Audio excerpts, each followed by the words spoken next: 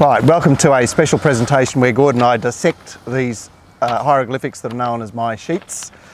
We're going to look at the most recent set, which is from Warwick Farm yesterday, so that I can't be accused of cherry picking a good sheet. It was a reasonable set. I know that some of you that have already looked at it found it reasonably fruitful.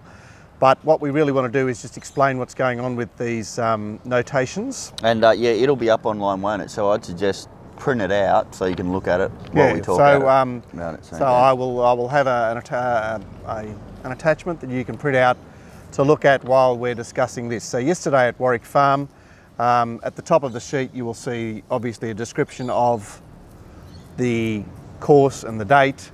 There's then the rail position. There's no commentary on the sheet there about the rail position, but there's commentary elsewhere. I think on the header sheet I would generally say something about the rail position and what I think will be favoured in terms of either barriers or lanes. Yep. And then you'll have the actual course description, which is laid out, which is the official course description. And by the way, yeah, it's not on the actual sheet, but it's something to very much take notice of, because that is important information, and you do get it right all the time. And so, you'll find that on the Racing Rant Gold header sheet, whereas where there's a bit of a description, there's always a legend on the last page, which also goes through some of the things that we're about to talk about now. Within each race, there's obviously a description, time of distance of each race. Along that line, you'll see 4 numbers. They're actually my selections in order for the race. And then you'll have the percentage tallies for 2 markets, which there's 2 columns there of markets. The first column of the market is my assessed prices. The second column is my expected prices. So assessed meaning this is what chance I think they have. Expected is where I think they will trade. And everybody will find a different way to get value out of the sheet. For me, I am super interested in Mark's expected prices. Yeah, because you're looking for a guide as to where they'll get to, you know, whether they'll blow, whether they'll firm. Like your experience in the ring and you knowing what Robbie does and some of the other big syndications do means that you have a really good guide on what the price will end up being. It's a great advantage for you to decide when to bet. And you know, I know that I say that I'm not value orientated. I say that sort of tongue in cheek. Of course I am. Of course I want to get the top price. You get the top price, you're going to make money in the long run. But I'm only paying particular attention to that when they're horses I like. Yeah, so, you're interested, in my opinion, as to where those horses will trade. So, yeah. You know, whether I like them or not, that's irrelevant. It's what opinion I have about where they fit into the market. Yep. Now, on the extreme left-hand side all sheets are split into 2, so it's like I've got a column and then another column. They're replicated. But on the left-hand side of each race, there are symbols in red. They are what I consider to be significant gear changes. So they'll either be tongue tie, blinkers, gelding, blinkers off, winkers on, and those symbols are in the legend on the last page of your sheets. Yep. We've then got the horses' numbers, names, barriers, jockeys, and then in the column to the right is blue numbers, and they are pace numbers.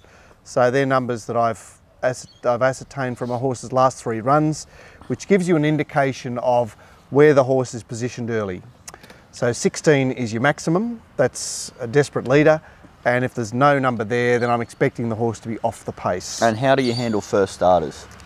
Generally, I'll give horses having their first start a number if they come out of a fast trial, but generally first starters will not have any number. So just be careful about that. Yeah, bear in mind that first starters, I could use a question mark, but if I put a question mark in that column, when I transfer that to the map, it doesn't like a question mark, it wants a number. Right, yeah. So, and I actually find them very useful as well.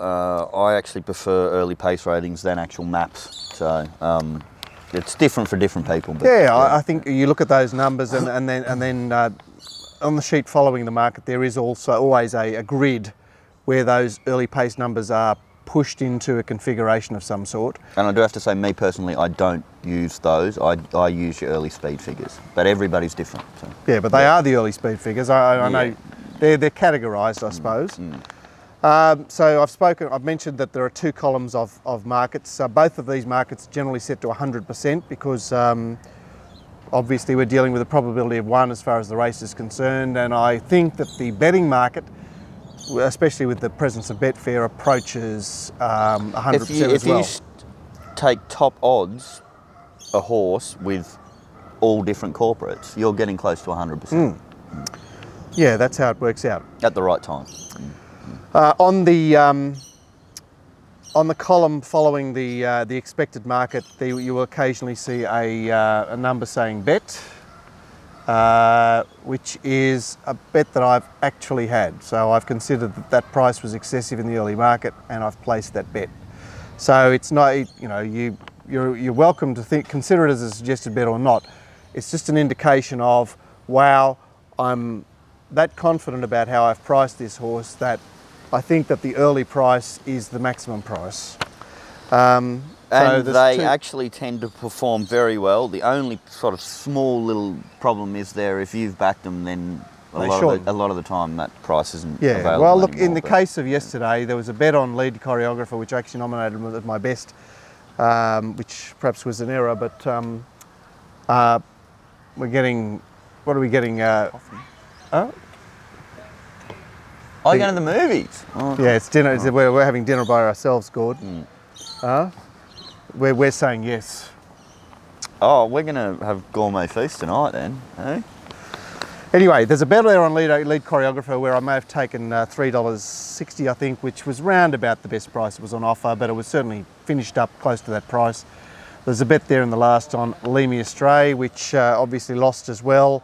But at $8.50 it represented in excess of where it traded in the race. And there's another small bet on Eminent Duke, which was a roundabout in line.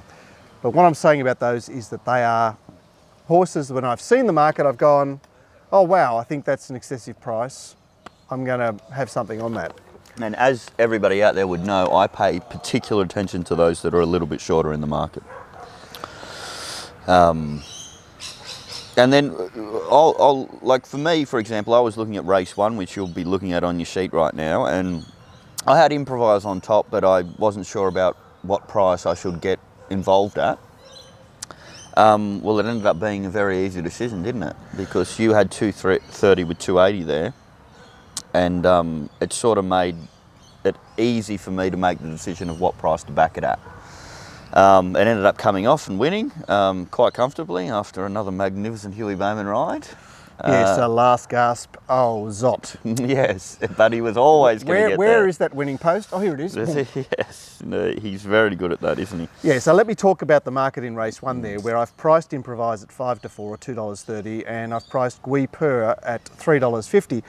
I've actually tipped Gordo and Pearla above Improvise, and I need to explain that. What I'm trying to show in the tips, the most important thing is the market. But what I'm trying to show with the selections is I've gone looking for this horse. So in this example, and it's compromised by the fact that both of these horses traded, Improvise touched $4 and Gordo and Pearla actually got out to $5.50. But what I'm trying to say there is, someone will say, oh, you've got that $2.30, you've got that $3.50, therefore you must like the $2.30 chance. Yeah. Yes, I do like it, but I don't dislike the other horse. And what I'm trying to say by actually tipping that horse on top is, I've gone looking for this horse. Oftentimes, back early in my career, I would mark a horse at 7 to 1, and it would be 7 to 2 in the ring. And people would go, oh, you hate that horse because you marked 7 to 1. I had no idea it was going to be 7 to 2. I mean, I didn't actually twig that it was going to be 7 to 2. I actually approached that horse. I said, I like this horse. I'm marking this horse 7 to 1. And by tipping that horse, or by rearranging the tips, I'm trying to say, I went looking for this horse. I tried hard to find this horse. I think this horse has got positive attributes. So I want a little bit more explanation there, Mark. So why are you so tied to the price? What do you mean, why am I so tied to the price? Well, you went looking for the horse, but yet you had to give it $7. Why were you tied to it? Why couldn't you get it shorter? Well, because I felt that I'd done my best to get it as short as possible. So obviously I'm using some sort of class structure to fit horses into prices. Okay, so I'd be interested to know, so obviously SP profile has an effect on what price you can get a horse to. Of course it does. Okay. So, you know, I'll give every horse a number in each race, and I will use those numbers to create a structure. I'm just telling you because, I mean, like for me, like when I'm looking at it and I see that a horse ran around at $1.80, you know what I mean, last Metropolitan Run or something like that, I can look at the sheet and I know that Mark is forced to there's a weight there that is imposing on that particular market. And I can decide whether I want to pay attention to that or ignore it, see, that's what... Yeah, so there's a heavy influence in these assessed prices, which is obviously the price that these horses ran in their respective races, obviously governed by the class and the jurisdiction of that race. But what I'm trying to say, and people look at this and they get confused, and I even confuse myself, but I'm trying to give you insight through the tips into how I approach this race. In race 1, I went looking for number 2. So you can actually look at this and go, wow, $2.30, and he didn't give it special treatment. Yes. The horse I gave special treatment to was number 2. Now you can then say, okay, I can now overlay those tips on that market and go, the horse that got special treatment here is number 2. I wonder if he was seeing things. Yeah, see, for me, probably the better example would be race 2, actually, with Finding Deprive on top. Yeah, and so I marked Deprive $7.50. I expected it to start $8. I looked at the market, and lo and behold, it was $3. And I went, well, obviously people are seeing more in this horse than me. I mean, I'm seeing that I like it. I'm seeing that it does nice things, but I didn't realise the market would be that rosy on it. Yeah. Whereas Gresham, I felt fairly comfortable. I marked at $3, expected $3.50, which was pretty much in line with market expectations. Yeah. But yeah, the point about these tips is that if I leave a horse out, it's because I haven't given it any special treatment, or I've actually been quite hard on it. So you can look at a horse like, let's go to race 7, Gord. Yep. Peacock, I have $5 on the second line there, and it's not in my numbers. And you can immediately assume that I've been quite savage on Peacock at $5. I've worked hard to get it that long so that it's not in my tips. And that is a function of the fact that it has the highest speed rating there, Mark? Not really. It actually has the best numbers. So the best class numbers, the best, like it's had 2 starts back on a Saturday where it's been in the market in both runs. Jaminza has a last start on a Saturday where it's in the market, but its previous form is either Melbourne or long odds. Well, explain to me Jaminza a little bit more, because you ended up putting it on top. Because I went looking for Jaminza. So, yeah. You know, we both saw how unlucky Jaminza was at Randwick, where it got back in a slowly run mile and got stopped in his tracks. This is a horse that was gelded for his Victorian preparation, so I immediately went. I'm referencing his last start against his previous Sydney form, and I'm saying his previous Sydney form is not a true reflection of this horse because he's been subsequently gelded. And, well, second start back in Sydney as well. There's a couple of ticks there. That's right. Yeah. That's right. So I haven't mentioned that the last column for each race carries a number of percentage signs, and those percentage signs reflect various positive factors that happened either in the horse's last start or are happening today. And those sorts of things are a positive gear change, a positive riding change, a positive alley change if a horse is drawn inside on an outside day and is now going away from that. And it might be having its first start on its home track, it might be second up, it might have shown speed last time, it might have sat outside the lead last time in a fast run race. Those percentage signs are this horse did something in its last start, or something's working for it today. Oh, positive jockey change. I've mentioned positive jockey change. Yeah, so that's obviously a massive one. Look, I'll give you an example of somebody who actually makes money just off the percentage marks. I don't personally do it, but they just have a function that creates a price that they're willing to take off your assessed and expected, and they'll only do it with the double percentage marks. So they're looking for things that have done a couple of positive changes, which means there's upside, and they can get value as far as assessed and expected prices is concerned. And it's just a simple little system that actually is profitable. So there's lots of little ways you can find a way to make some money. That's right. So you know, by now you're building up a store, and if you want an archive of sheets to sort of to analyse, you're welcome just to email me, and I'll happily send you some spreadsheets. What's happened to that old website? Is that It's still there, but it hasn't been updated since February. So on Racing Rant, you'll get the past papers, and also on Mark. That's quite apt, Mark. Past papers. Eh? That's what all Year 12 students should be doing right now. Olivia Gaskell. She'll be watching. She's probably watching anything bar. Yeah, I know, it's terrible. They just don't study anymore, kids. Oh, well, you were a model student, Gord? I was a crammer, so I would have started studying now and not slept for 2 weeks. That's why he's... That's why I look so old for my age. All that binging.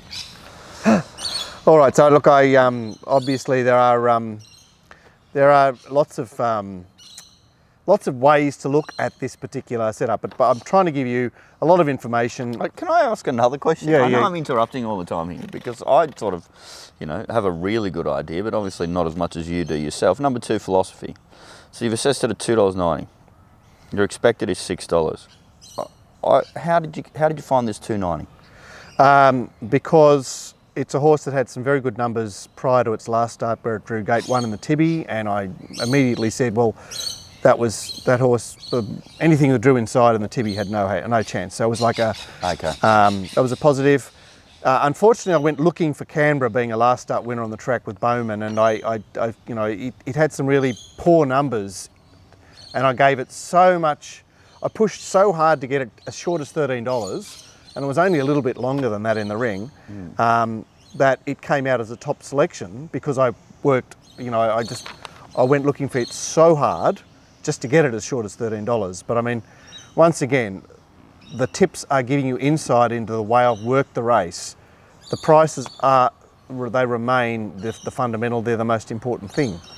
And so there's actually not one Mark Lamborn doing these sheets, there's 2, is there? There's a few. I wish there was a few, that'd be very helpful. Yeah.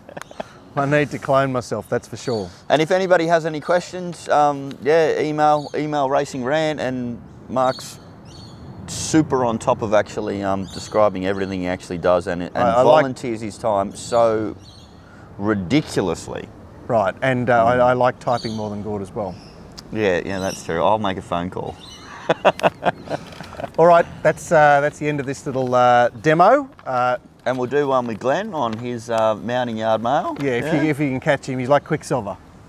Well, he'd just sit there and say, I'm not revealing that, I'm not revealing that, I'm not revealing that. It's like fucking Bart Simpson. Jeez. All right, good luck punters. Thanks for watching. See you guys.